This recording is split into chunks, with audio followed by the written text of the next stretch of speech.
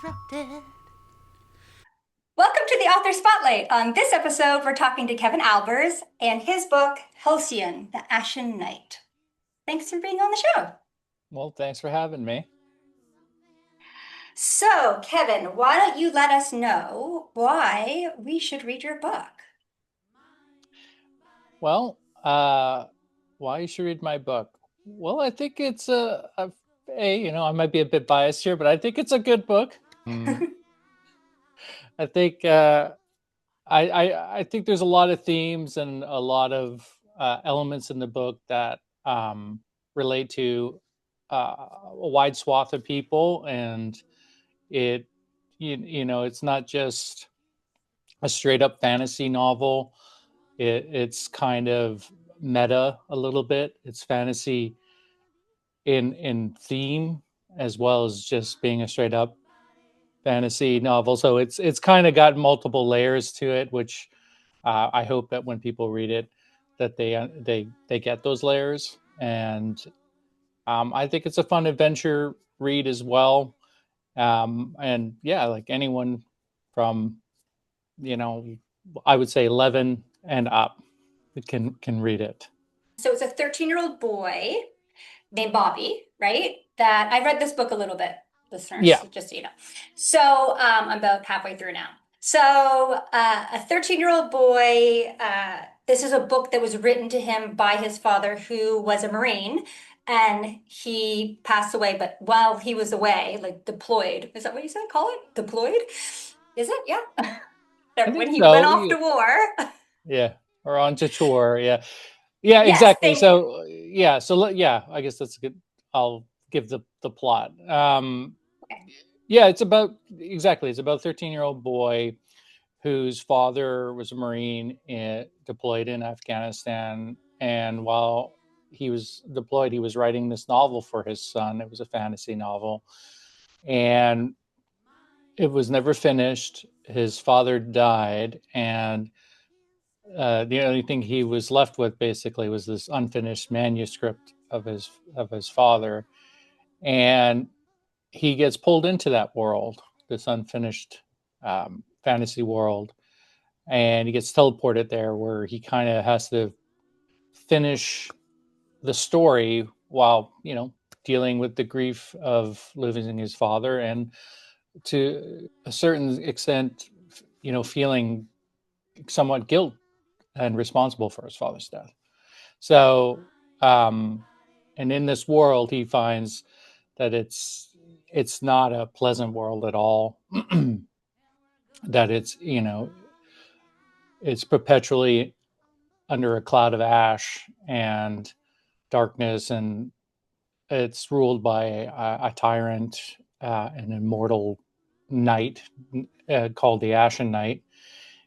He goes on an adventure with the protagonist of that story, a 13-year-old girl named Zenobia, and together they have to save her father in the story. So that's kind of Yes, roughly because what it's about. yeah, because her father gets kidnapped by the Ashen Knight, basically, Yeah, right? exactly. There's a for a his own schemes kind of thing, and kidnaps her father. Yeah, and yeah, so he kind of comes to suspect that he's inherited more than just this story, but his father's trauma of in life and being in war himself. So that's kind of a part of the theme of the book. Yeah, and then throughout the book, it's like then it kind of switches to Bobby's trauma, kind of, right? Would you say that? Switches to Bobby's what? Sorry. Like Bobby's working through his issues, like throughout the like at first it's like very clear it's his father's issues, but don't you feel like it's kind of well, you would know. Yeah, yeah, yeah. I mean, like it switches over to Bobby's issues, like at some point. Well, yeah, I mean, exactly. It's the idea is that, can one inherit someone else's trauma, especially a parent's trauma, more than just genes, but, and so, yeah, exactly. In the sense that this story becomes Bobby's issue, literally, like he has to deal with it. And Right. he's pulled into it. He has to deal with it. And yes, and so it's like he's dealing with his own issues, because it's generally through his POV. We kind of swap back and forth between first person and third person, depending if you're in the real world or in Helcyon. Hmm. And but it's generally in his POV. He's the main character, and but yeah, we kind of see his own issues coming to light, his own struggles. Exactly. Yeah. So my favorite character is Zenobia. That's how you say her name? And Zenobia? yep, Zenobia. Yeah. Yeah, so she's a 13-year-old girl that has superpowers. So she has like super strength. I like that she's like his kind of sidekick because like she's the strong one, right? Like it's there's kind of like a contradiction of not stereotypes, but stereotype. Like she's the one that's kind of saving him, kind of. She has superpowers, and then there's that cow of hers that like cows are slow, but that one's the like a super fast cow. Like I like how you've like flipped what you would assume would happen. Do you know what I mean? Like I like Yep. that. Yeah. I mean, exactly. As Zenobia is, she would. I mean, you could say sidekick, but she's the protagonist in the True. Halcyon Right. story. Yeah, yeah, So yeah, it's yeah. I call it a duel. Like they're a dynamic duel. But they yeah, she's got Herculean strength. She's the 13-year-old, kind of scrawny, but she's very strong. She's got superhuman strength, and she's kind of um, impatient and um, hard on her sleeve type of character, whereas Bobby is a little bit he's slower, he's doughier, and he's a little more like intellectually always overthinking. He's an overthinker. He's internal. And yeah, and Zenobia's cow, Golly, who's this this kind of what would say she's the family pet, but becomes more than that to her, and she's like Golly is Zenobia's best friend, and Golly likes two things, and that's eating and running fast, and so that's kind of her thing. But she just kind of exists, and Golly and Zenobia just loves her extremely, like a family member. So yeah, so I mean, yeah, because it's a fantasy world. I like to turn things on its head a little bit, and just what I like about writing fantasy in this sense, this kind of because if you like, let's say, if you like Neverending Story or The Labyrinth, say, or stuff like that, that's the kind of fantasy I like, where you can just play with things and things don't have to make sense, and Yeah. just things exist because they exist that way, and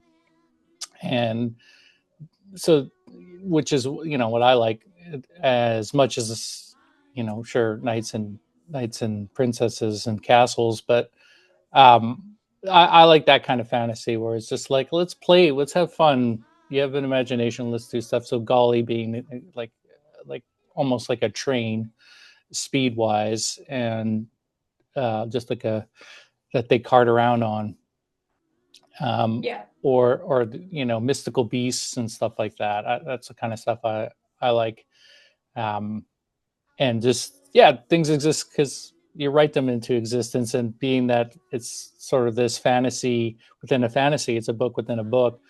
You can I felt like I could kind of get away with just saying, yeah, this is so and so because it's so and so, and because I wrote it that way, because his father wrote it that way, and Right. so I think it's fun that in that sense, because Yeah, this and was the that story with the story within story, it reminds me of the Princess Bride, right? yeah. So Kind that's of like the another. story within story. That's another influence, I would say, like the Princess Bride. Exactly. Yeah. Or if you want to go a little deeper, not deeper, but if you want to go Hamlet, where the play within a play, so the book within a book, that kind of stuff. Yeah. I like that. So, one of the things I wanted to talk about was so the Ashen Knight has this like sidekick Hmm. who is an elf. And I can't remember what you call that kind of elf, but basically it's an elf. But Hmm. he can like, I want to say shimmer or like make you see your desires or something like that. Do you want to talk about that character? Just because when I think fantasy, I think like people think of elves and stuff. So, Yeah, so I and I try to like that have character. some traditional Tolkien-esque type characters, elves, knights, and stuff like that. So Slimsy, which is basically the Ashen Knight's servant, is a what I call a dazzle, because Dazzle. he has the ability to dazzle people, and to make them see any illusion that that they want to see, kind of thing. Make it come to uh, make it real, and stuff like that. So he's like a trickster in that sense, and Love it. yeah, so one of the things, like every 1,000 years in the story, there is something where the blood moons align to this. There's like 7 moons in this world, and they align to create sort of this super eclipse, which heightens the world and makes it even heightens the magic of the world. When these moons align, and that also comes true to for Slimsy's own ability of being able to dazzle people, make them see things, to the extent where he can almost create them, make lies into reality, kind of thing, illusions into reality, and um, which goes along a theme of the book as well, which is confusing reality and fantasy idea. Like if you believe it enough, can it just be real? Like, can a lie become real?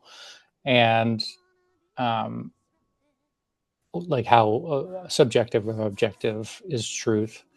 And so that's kind of his thing, and I think he's a fun character as well. I think But so yeah, too. he's he kind of like, but he's also sort of a device for exposition in the book as well. So he's kind of the character kind of tells you what's going on a little bit. Yeah, which I like. Like I like to But understand the meaning. Yeah, what's yeah, happening. Yeah, but is it yeah? But is it true? What's real? What's not? I don't know. that's true, right? Because maybe he's lying to you too, the That's reader. right. He might be a Yeah. faulty narrator, as it were. But no, yeah, he yeah, he's a fun character. I tried to make as many fun characters as I could in the book, kind of thing. But yeah, no, he's a great character. I like Zenobia's father, his character. He's this kind of dopey fatherly figure who likes dad jokes and sayings and mottos that are nonsensical, um, kind of thing. Yeah, other I like the Manicore, who's kind of the we call him sort of he's the The- dog that's unleashed to track down and kill the 2 kids. Um, I like Captain Nap. I don't know if you gotten. You say you got about halfway through, about so that. maybe No, I don't remember him. that's okay.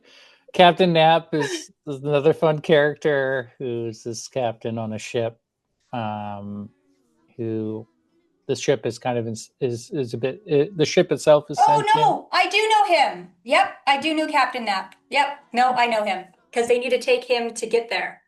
Yep. They take it them, yeah, to the great city of Pangea, and Hmm. where they go to the library and meet up with Yes, Bauble I do Pencils, know the him. librarian. Yeah. Yeah. Um, so Yeah, the the librarian. Yeah, yeah, yeah. Yep, yeah. yep. Uh, so yeah, there's a few I thought fun characters in there, kind of thing. I don't know if there's a court scene. And you had mentioned before that this might be more than one book. Is that true? It's going to be.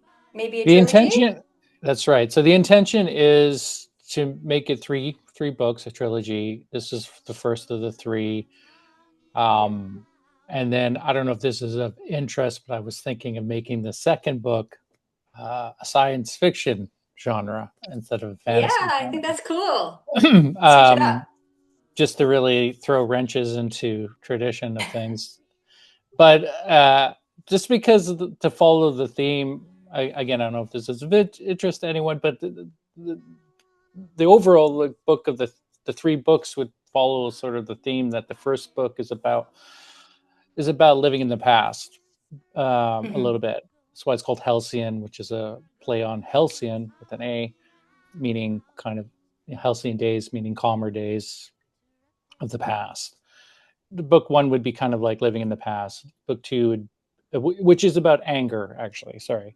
So, book living in the past, people living in the past, kind of this idea that when all you do is live in the past, you're kind of living in a lot in anger. You're carrying around a lot of anger because of, I guess, all unjust, unjust things that have happened. When you're too focused into the future, you live in fear because you're just always worried about what's to come. So you're kind of living in fear. So the second book, that's why I make it science fiction. It's as far into the future, and then the third book would be Bobby eventually coming home, whatever that's going to look like in the and more coming back to the present because the present's the only place you have any real control. Um, in life, and it's the only real thing in the moment. So that's sort of the theme of the three books. So they'll kind of, I was thinking like placing them in the time in those kind of thematic timelines, as it were. I guess you can say. But that's Will the idea. any will any of the characters from the first book make, other than Bobby, obviously, make it into the second and third? You don't know yet. I haven't figured that out yet. That's to be seen. I like the idea of creating new characters. So, I'm thinking like I will keep some, lose some.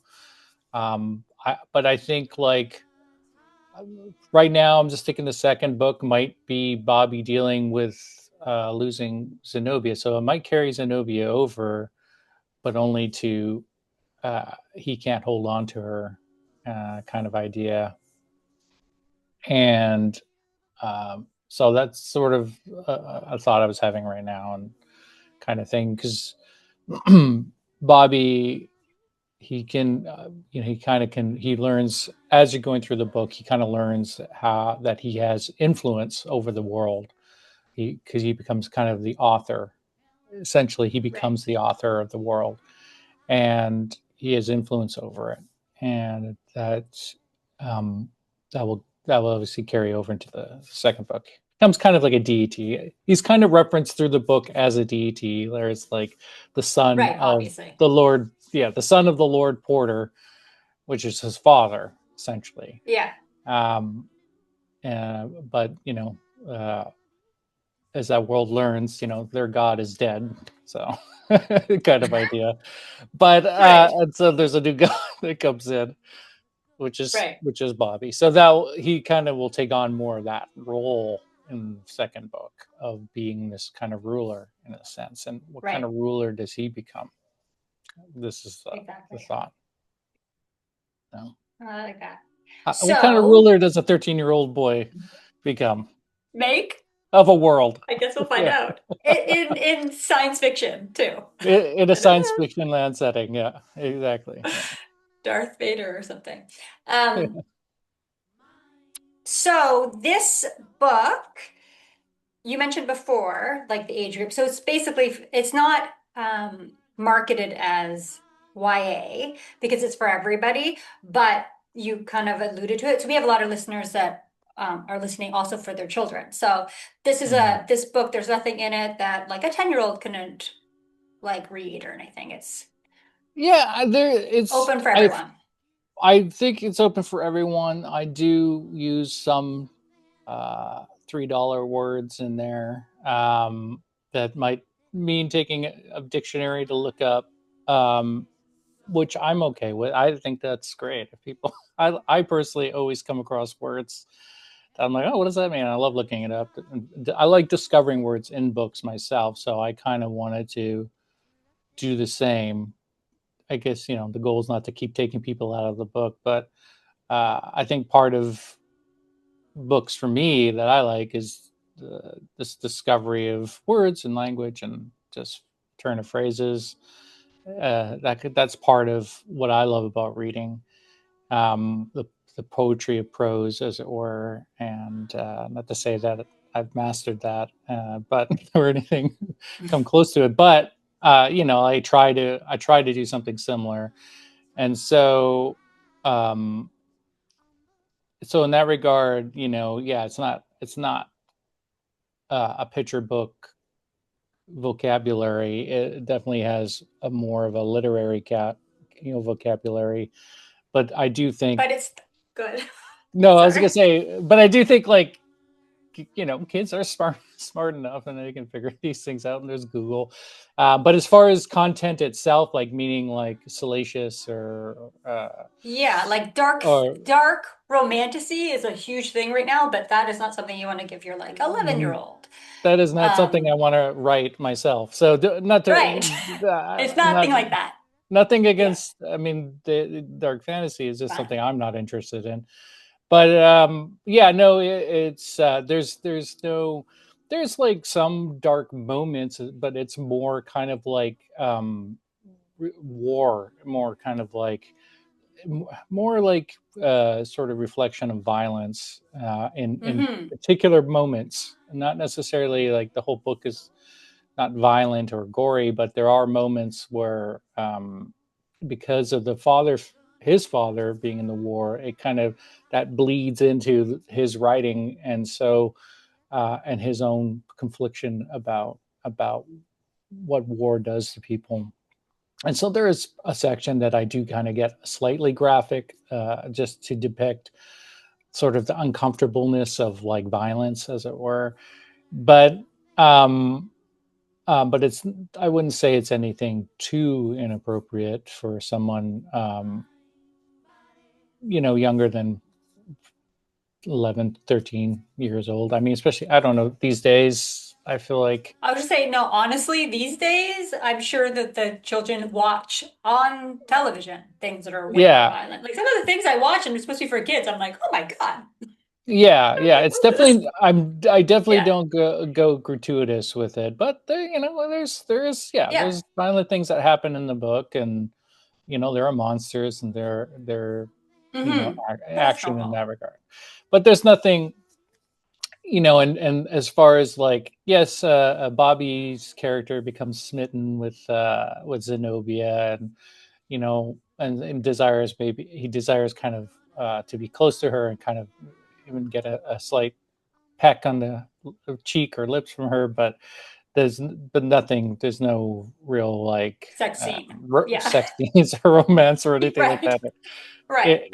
in Great. in that, even between the adult characters, is because it's not a romance. It's not in that It's regard. not about that. Yeah, it's Yeah. about the, yeah, great. As much as like I love The Princess Bride, that's as romantic as I like to get with kind of those kind of books. But that's a classic in its own sort of right. So, but yeah, no. So it's not like that at all. So I think it's fine, appropriate for you have Great. two young kids. You kind of I right. do. What ages are your kids? If you don't mind. I have a 13-year-old, 11-year-old, and an 8-year-old. I feel like So, I did ask you this last time. But yeah, 13. So yeah. yeah, you know what they can read or what they're into. I'm assuming. I'd say eight's probably a bit young for this book, but Yeah, probably not. 13, 11, I think. Even I 11, think I'm sure he'd be fine with it. yeah, Yeah. I think it'd be okay. Yeah, and then as we joked before, you can be a reader up to your deathbed day. I can't remember. It was like I said, yeah, to the day. You said the day before you die, kind of thing. I'm like, no, the day of your death is fine. If it's the So, last thing oh, that you read in your life, that would warm the cockles of my heart. That's yes, the last time we talked, you said that you would to the day people could read it to the day they die, and hopefully on their Mm. deathbed, you would that would warm Hey, your heart I would not if the begrudge last them. thing they did was read your book. That's right. Goal, Yeah. life goals. Yeah. Yeah. I would Uh, make it as an author if that was the case. Yeah. I will Yeah. save your book until the day I die. Thank And be you. like, wait a second, I have one thing left to do before I say my goodbyes. I have to finish this I book. just have to finish this chapter before I just left the I last pass. chapter. Oh, that reminds me. In your book, you mentioned the librarian already. So in Mhm. the book, chapter 0 is the Oh yeah. chapter where we find out about the librarian and how he is a librarian of like unfinished books. So that's kind of like a catalyst to start the story too, right? Yeah, Like he's yeah, the one that exactly. makes So Bobby finish. Yeah. there's some debate whether or not prologues are appropriate Right. for books or not. I don't know who's having this debate. I just know it exists. And I said, It does well, exist. I won't do a prologue, but what I will do is a chapter 0. So we won't start at chapter 1. We'll chapter 0. We appreciate And that in the some, podcast world. Great. oh, Chapter 0. so yeah, it's is it a prologue? Is it not? People can groan or whatever if they hear that. But chapter 0. But that's what I did. Yeah. So chapter 0 is sort of this is Bobble Gentle's voice, basically introductory to this world, and in a sense, it plays back later when they meet up with Bobble Gentles because essentially the book within the book ties both worlds together and he found that yeah, he part of the biggest section of the library that he is in charge of is the unfinished works in progress section, and that's where all the unfinished works exist, and they get updated as they're being written, um, and so and the greatest book of them all is what he calls the perfect text because it's typed and not in handwritten scroll. If he marks in the margins of the books, it he can communicate with the other side of that book, the authors, I guess, as it were. And so that's kind of what that chapter 0 is him communicating to the reader of the book on his side, and in a plight to kind of have a savior come and help out the world of Helcyon. So it's a way of introducing setting it up, and as well as kind of like this, not necessarily a total plot point, but it kind of is a plot point in the sense that this is you can doctor this book and it kind of updates the world as it goes on. And then eventually Bobby gets a hold of that book. And that's how he learns that he can still have influence on the world by becoming the author of it. Mhm. If that makes sense. That makes sense. It makes total sense. Yeah, great. So yeah. Okay, so I think that's all the time we have. So, listeners, actually, if there's any last thing you want to say before we go? Before I let's I cut. don't I guess I can hold it up. Yeah, Yeah. hold it up. It's out on Amazon. I you could or you can buy it from my website. It's a little more costly just because I unfortunately have to put in the delivery costs and everything like that. But you can buy it on Amazon and it's available there. Um, Okay, so listeners, if you'd like to pick up Kevin's book, you can go to the Book Interrupted shop and we'll have his book on there, which is www.bookinterrupted.com/shop. And you just go under the author spotlight. You can see Kevin's book there. And when you click it, it'll go right to Amazon. And then you can order his book. Yeah, so no problem. It'll be in the show notes. So easily people can go there. or you can click on the show notes on Kevin's book and it'll go to Amazon, or you can go to our website and go to our shop page and see it there too. Perfect. Yeah. So great. Thanks for being on the show. Well, And I look thanks forward for to doing finishing this. your book.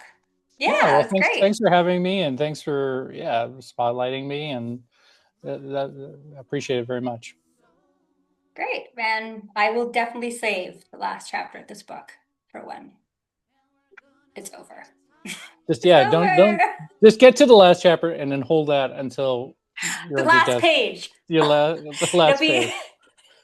it'll be in my Just mind forever. Be like, I can't wait bookmark to it find out what to yeah, happens. bookmark it to Last Day on Earth. Then you'll be Totally. And I will read this to me when I'm taking my last breath. This page. What? That's it.